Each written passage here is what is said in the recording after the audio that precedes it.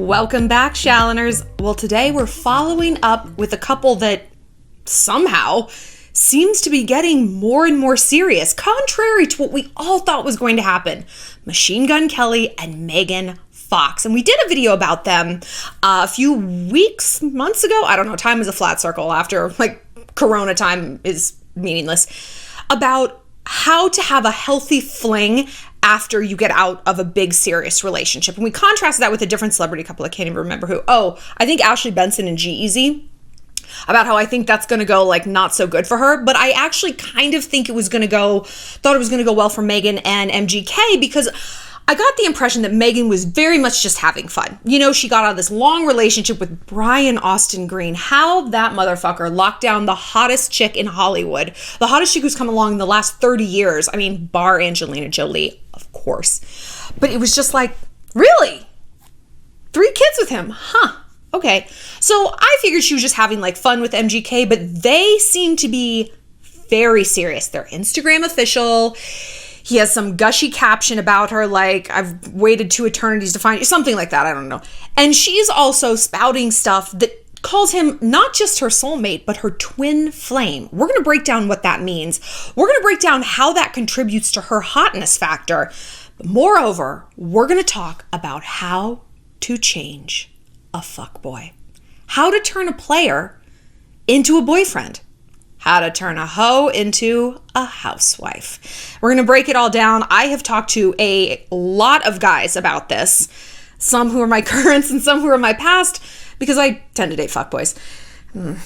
And I've gotten some really interesting data points, and I see a lot of patterns. So we're going to break it all down. But first, follow me on Instagram at ShallonXO. You suggested this topic and weighed in on it. I love it and appreciate it. Also, yes, the BJ tutorial is here on InfStream. Head on over to InfStream. It is a censorship-free, ad-free platform. It's $2 a month. And over there, we can make videos that are saucy and talk about girl things. We did kissing tutorials, other hookup tutorials, and now we're getting a little spicier. And then next week, we're going to do one on dirty talk and making noises and stuff like that, because I actually have a video I want to show you of exactly, I think the perfect sounds to make in bed. I know it's dirty, but you know what? This is how we learn. Sex is like anything else. You have to practice to be good at it.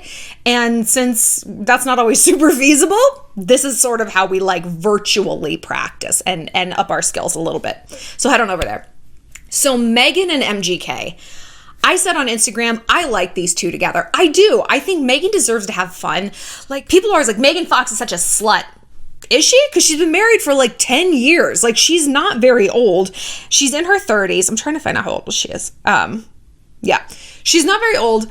And she's had 3 kids. She's been wifey and mommy. Let her live. And someone commented when I put the question out on my Instagram, what topic do you want? And people were like, this is such a bad look for her. This isn't cute. She's a mom. And she's a mom, and she's what? She needs to fill her vagina up with cement so that she can't ever have sex or fun again? What? No one thinks that about a guy. No one thinks that about a guy. MGK's a dad. Is anyone oh, he should be home on set. He should be needle pointing. No, they're all right, he's young. He's 30. He's still young, hot, rich. Why wouldn't he go out and have fun and fall in love and meet someone just because he's got kids? Baloney. But we're also probably going to do a video on how to start over in your 30s. And because that's something a lot of you guys suggested, how to start over after a super serious relationship, whether your 20s, 30s, 60s, 70s, it doesn't matter, because the process is actually exactly the same. So that's going to be coming up next week. But let's talk about where the relationship is now, because they went Instagram offish, and they did a joint interview on Lala Kent's podcast. Who in the hell wants a podcast from Lala Kent? Jesus Christ. And it's called Give Them Lala ... with Randall, her old man husband. Why would I want to hear from either one of these people? Can someone explain the interest of Vanderpump Rules to me? I've never been at a restaurant and been wow, I wonder what's going on with the waiters in their personal life. Just bring me my mozzarella sticks. That's all. That's all I need to know. I don't understand the popularity. And I certainly don't understand why she would do a podcast. Anyway, Megan and MGK went on there, and she is no longer playing it coy with her feelings for MGK. And I think this is interesting because they've only been linked since May. And when poor delusional. Brian Austin Green was like, they're just friends. They're just hanging out. And we're like, oh, he is laying so much pipe to your wife, dude. I don't even know what to tell you. Do you see how tall and skinny Colson Baker? That's MGK's real name. Do you see how tall and skinny he is? Boys like that are a tripod. You know what I'm saying. You know what I'm saying. Don't go for like the burly. No. Penis-wise, not what it is. So this is what Megan said. I knew right away that he was what I call a twin flame. Instead of a soulmate, a twin flame is actually where a soul has ascended. I'm going to do her voice. Ascended into a high enough level that it can be split into two different bodies at the same time. So we're actually two halves of the same soul, I think. And I said that to him almost immediately because I felt it right away. Okay. And then she said she pulled him into her trailer. Okay. I think it was the second day of filming. They're doing a movie together, Midnight in the Sawgrass. Okay. I asked him to come into my trailer before lunch and I put him through all of this astrology stuff. I went deep right away. I knew before I even did his chart. I said to him, he has a Pisces moon. I could tell by his energy. I asked him 900,000 questions. Okay.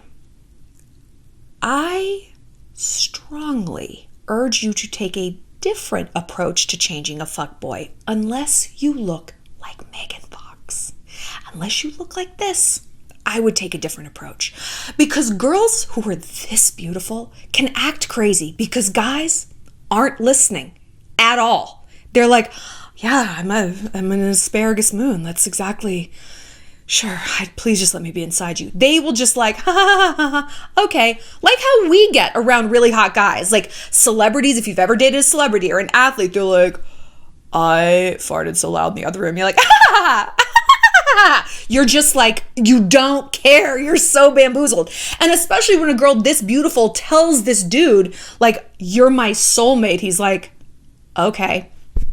But like I said, this is not the wise strategy. But it seems that he was also obsessed with her because in that interview, he said that he would lurk outside his trailer waiting to see her walk from her car to her trailer and make a second of eye contact with him. Why are we bringing that up?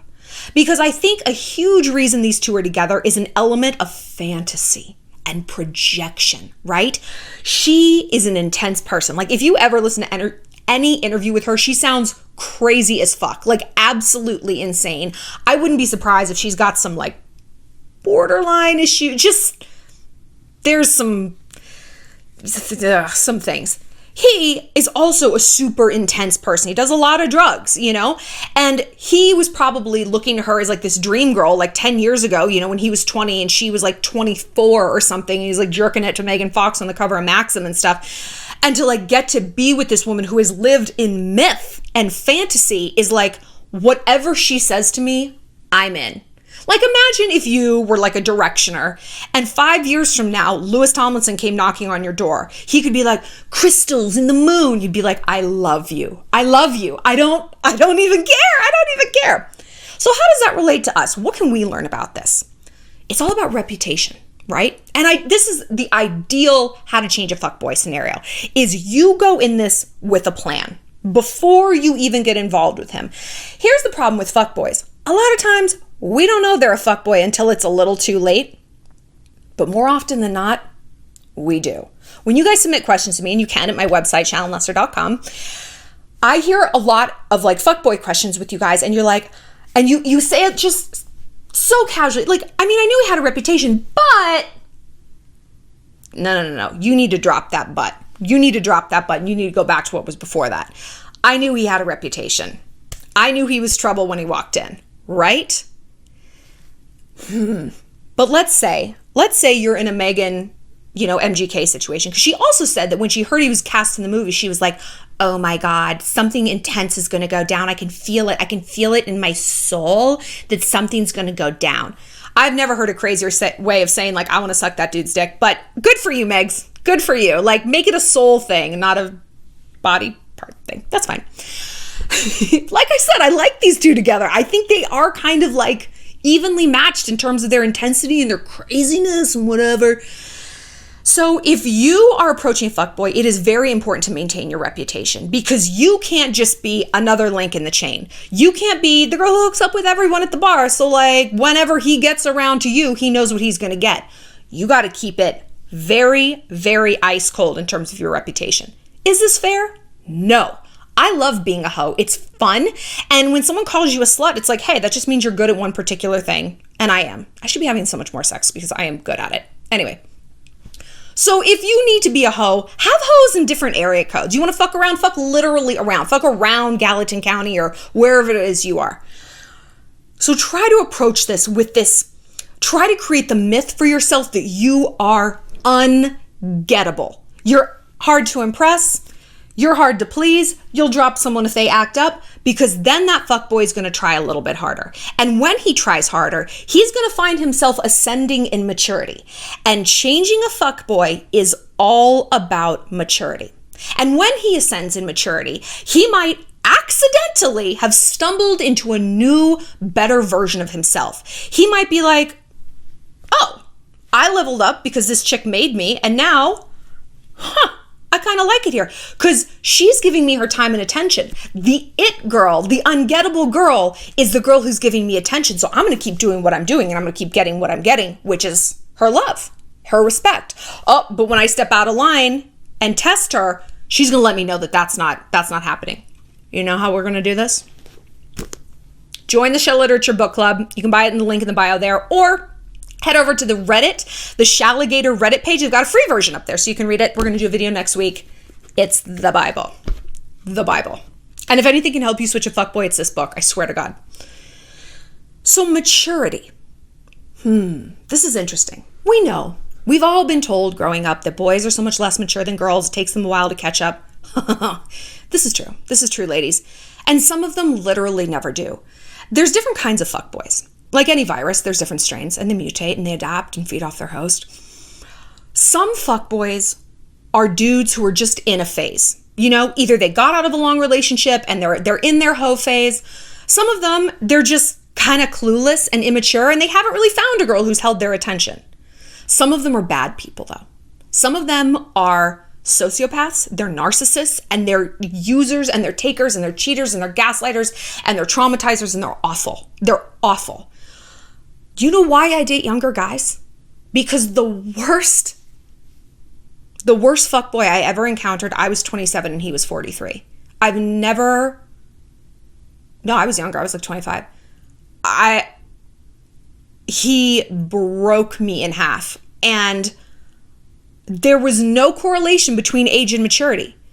The best breakup I had was with a 20-year-old. He was 21 when we broke up.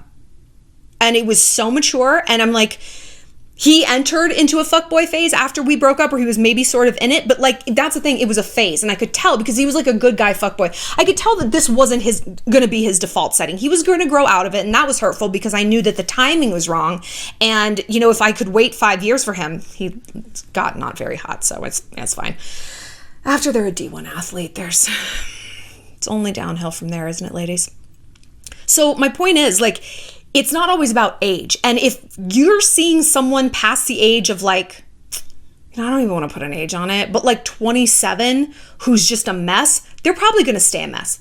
I've said before that 26 is peak douche. Peak douche. Because it is this incredible fork in the road. And it is, I don't know why. Well, okay, so here's my theory on why. It's people are, basically they're over college, you know, they're no longer romanticizing college. They've probably taken a leap in terms of their job status, maybe gotten their first big promotion, maybe they're now finally living on their own. They're pretty much separated from their parents, either financially or logistically, and they think they know it all, honey. They think they've got everything figured out. They are such hot snot, and they are insufferable to be around. Awful. Because they're like a toddler behind the wheel of a car. Toot, toot, vroom, vroom. Only the car is on and it's in drive. They think they know what they're doing. They've watched someone do this. You know, they have like a vague idea of what it means to be an adult, but they actually have very few executable skills. So they're both fragile and they're reckless at the same time. There's ego, but there's incompetence. And it usually takes a 26-year-old a big breakup, like they come out swinging, I know how to treat you, and then they just bungle it, get dumped, and then they're like, oh my God, okay. And then one of two things happens. Either they take a quantum leap in terms of maturity. They're like, I can't act this way. I can't act this way. I can't be, like drinking like I do. I can't be going out like I do. I need to stop doing coke. I need to like clean my apartment, whatever it is. I need to like level up, get this girl back, get my job back, get back the respect of my parents, whatever it is. I'm watching my friends get married. Or they double down. And they're like, I am Van Wilder. I am Todd Pecker from The Office. And this is my zone. This is my zone. And they stagnate there for 10 years. And it's this weird schism. It is this weird schism. So beware of that age and beware of like what's happening. So maturity. I went back through my romantic Rolodex and texted a lot of guys that I know, guys that I'm like currently hanging out with, guys that I used to be hanging out with. And my one ex in particular, he's always been such a wonderful source of like boy transparency because he was such a fuck boy, but he's so smart. And he's not now. He's been with his girlfriend for like 2 years. I mean, we're friends. It's fine. But she was the next chick he dated after me. And we kind of crashed and burned because I was not putting up with his behavior. I was like, he wanted me to like send him Google directions to my apartment. I'm like, you have the same Google I do. And he's like, no, do it for me. And I was like, don't even fucking come over. I'm so done with you. This is so irritating. Like, you think you're not the only person I can sleep with in Brooklyn? Like, okay. And after that, he met his girlfriend. He settled down and he's like, you doing that to me, it kind of rocked my world because girls didn't push back against me. Okay, whatever you want. And he's very hot, very good in bed. Oh, I miss him. And like funny, he's great. But so he was used to wheedling chicks like crazy. And I was like not having it. And, ideally I would have liked for him to come back and be like, you're right, I'm sorry. Let me level up, blah, blah, blah. He did that for the next girl, but it's fine. I'm glad he leveled up just in general. We're better we're fine as friends. And he said that me pushing back like that, like really kind of like that shook him up a little bit. And then when his new chick came along, like he was on his better behavior. And therefore that relationship developed in a healthier way. And he said something interesting. He's like, neither one of us put pressure, like him and his chick, like neither one of us put pressure on where it was going to go. And I think that also was very much an outlier with him. I wasn't putting pressure on it. Like I was dating a lot of other people. It's fine. But I'm sure that the other girls he had hooked up with, because he would like hook up with younger chicks, like 22 or whatever. And like they wanted relationships. They didn't want to just like bang and never talk again. Like very few of us do. You know what I mean? And this girl, after me, who also set that precedent of like, no thanks. Like, don't act like this. I don't need you, blah, blah, blah. She was like that too. And then he was like, oh shit, this is now the pattern. If I'm not going to date girls, I'm going to date women. This is how women behave. And women versus girls is not an age thing. Just like fuck boy does not necessarily mean boy versus man. You can be a girl at 45. You can be a woman at 20, honey. So he was now in the realm of women who were not putting up with shit and who were not driving this train of where is this going? I like you. It's like, I have my own life, okay? I'll see you when I see you. You make a plan, you make a date, maybe I'll be there. You want to try this Netflix and chill thing, sell it somewhere else. So I asked him about maturity. And I asked all the guys about this because they all said the same thing. I'm like, is being a fuckboy a matter of how a girl plays it? Like settling down a fuckboy. Is it how she plays it? Is it timing? Is it maturity? Is it finally he just found someone hotter? Like what makes the shift? And they all said timing and maturity. And those two are inextricably linked. They're one and the same. They're interchangeable terms. And I said, okay, would there have been a way for a girl to play it to like mature you at hyperspeed, to quick ripen you? And they all said the same thing. There were things she could do to delay my maturity, but there wasn't necessarily things she could do to hyper mature me aside from standing up for herself. Where have we heard that before? Right here. This is literally the central thesis of her book. And I've said this before. A man defines mental challenge, a girl who's a challenge, a girl who's attractive, a girl who's intellectually stimulating, as a girl who withholds her time, who doesn't put up with shit, who has her own rules, her own boundaries, her own lane. That's the bitch we talk about in this book. And this is exactly what all the fuckboys I've talked to confirmed. So they said there's things a woman can do to delay a guy's maturity. And those things all came down to a parent-child dynamic. Everything that they mentioned. She's clingy and needy. She needs constant reassurance. She babies me. She makes it too easy for me. She has no life of her own. That sounds like mom. You know, that sounds like a needy mom. When are you coming back? And love me and give me a kiss and call me when you get there. It's like, Or someone who makes life, just too easy. Like, hey, figure out how to get there. Figure out how to make a reservation. Figure out how to make a skinny margarita because I'm not drinking Busch Light. Right? Figure it out, dude. When we make things too easy, we tell a guy not only do we have zero self-respect and we play our best card, we tell him we don't have respect for him either. Oh, you might be capable of greatness, but I'm going to coddle you like a baby and keep you right down here. I'm going to treat you like you're here and you're not really capable of being here. And if they're actually not capable of going from here to here, walk away. Let that play out. We are not responsible for closing the gap between who a man is and who he is capable of being, or at the very least, who he is supposed to be in order to gain entry into our lives. That's not our job. That's his job. But when we make it our job, we ensure it will never become his job. He is never going to mature if we're doing the maturing for him, right? So, if we want to change a fuckboy, we got to be a little bit unattainable. We have to be just out of reach. We don't give in. We don't fall for all those tricks because when we pull back and we retain some of that objectivity, we're able to see what kind of fuckboy he is. Is he a guy who's just been like in a phase and okay, maybe he says maybe he wants to move out of it. We'll see. Or is he like a toxic, awful person like my 43-year-old ex? Like, is he just stuck in neutral and this is his lane and nothing is going to change him? Nothing's going to change him. So how can we advance that maturity? How can we advance that maturity? Just what I said. You have your own life. You hold yourself to a standard that no one else is going to dim. It doesn't come down for this. It doesn't come down for that. You know, we talk a lot about, like, an example that I've used that you guys love is like going into a Gucci store in Milan, you know? And there's not different prices for different people who walk in. Gucci has a price, $5,000 for that bag, and that's how much it fucking costs.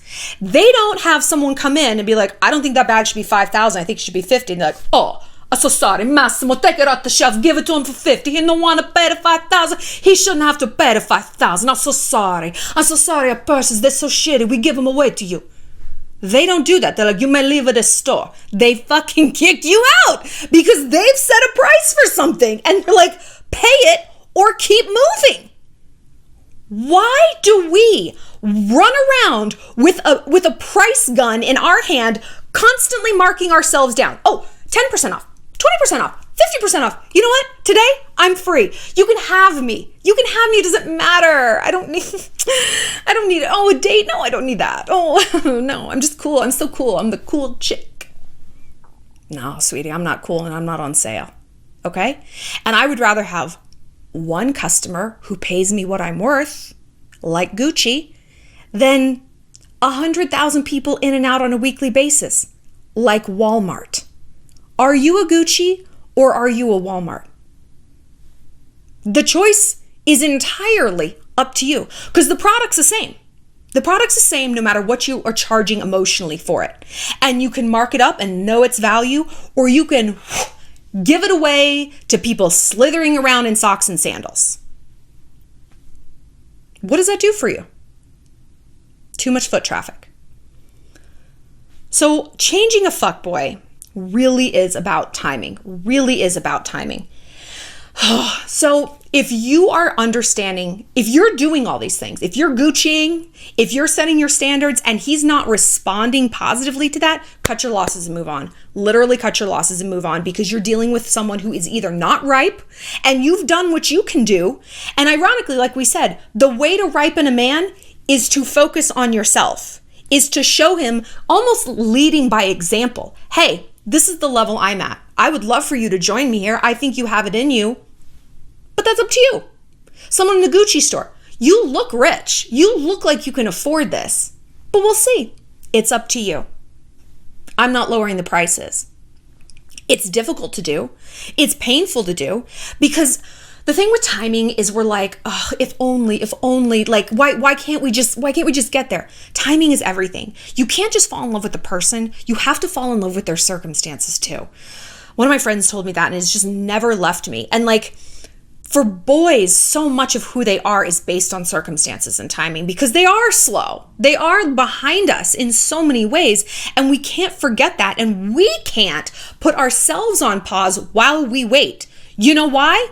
It doesn't work. If it worked, I'd be like, well, I mean, yeah, if you want to devote 2 years to waiting this shit out. It doesn't work, girl. I bet you MGK has had like exes, you know, like hasn't Halsey boned him a bunch of times or something, where they're like, I'm just going to wait out this phase. I'm just going to wait out. One day he's going to wake up and love me. And you know what I'm going to do in the meantime? Keep having sex with him so that I constantly add data and value so that he's reminded of how good I am in bed. I just need to like fuck him into loving me. That doesn't work. Again, if it did, I would tell you. It doesn't. It doesn't. What works is pulling back. And if it truly is an issue of timing, you look at them and you say, this behavior isn't acceptable, or this situation isn't what I want. I don't want a booty call. I'm into a boyfriend. I'm going to go find that. Have a nice day. If you leave and if they miss you, they're going to be like, oh my God. And they're going to level up. They're going to level up. You're going to push that maturity into a hyperdrive. Men have to learn everything the hard way. Everything in the world. And the hard way usually means being very, very frustrated by something. That's why they write songs. That's why they make sculptures. That's why they go to war. They're frustrated and they want to fix something. They don't know how to forecast ahead and learn from the mistakes of others. They can only learn from their own mistakes. And unfortunately, we're the ones who they hit. When they hit rock bottom, they don't hit a bottom, they hit us. And I'm tired of being hit. So now when I see them coming down, I'm ducking out of the way. I'm not staying here and watching the splat. I'll be out of here. I'll be gone. And you can grow up or not. And you can come back to me. Maybe I'll be here. Maybe I'll be single. Girl like me doesn't stay single for long though. And neither do you guys, right? You got a lot of options. You're Gucci. There's always a new collection coming out. There's always people who want you on their arm. You're not a Walmart. So pulling back like that shows him this is not how we act. And like I said, that's going to maybe make him level up. And the other benefit of pulling back is that you don't humiliate yourself. You go back to what I was saying in the beginning. You're preserving that reputation of the it girl. You're not like, please love me. Oh my God, crying on the lawn, whatever it is. You're like, bye. And then he still views you in infamy and myth in a positive way. He views you as the one who got away. Let's unpack that phrase. The one who got away. Got away means something was chasing it and it outran it. It slipped through the cracks and it left. The girl who's crying on the front lawn isn't the one who got away. She's the one who was sent away. Big difference. One implies rejection. The other one implies pursuit. We want to be the thing that is being pursued, not being the thing that's like, ugh, get off my lawn, Kristen. We don't want that. We don't want that. So when you step back, when you see that writing on the wall and you detach from this idea that I'm going to be the one to fix him, I'm going to be the one to save him. Baby girl, save yourself. Imagine if you put all that energy into you. Instead of like, I'm going to be up all night obsessing about him. Be up all night obsessing about your law school exam. Be up all night building that chest of drawers or whatever it is people do for hobbies. Be up all night working out. Well, not up all night. You know what I mean. Invest in yourself instead of in a man. You're not a rehab for broken men. There's actually no parade. There is no army rank of Captain Save-A-Ho. I've checked. It's there's no medal for it. It's actually not a thing. Invest in yourself. And then when he comes back, because they usually come back, you can look at him and be like, I now am evaluating you. You're not the hot snot anymore. I'm the hot snot around here. Sorry, that's such a gross phrase. I'm so sorry. I've got to come up with something else. And you can see if he fits into your life. And now you flip the dynamic. Now you're choosing him.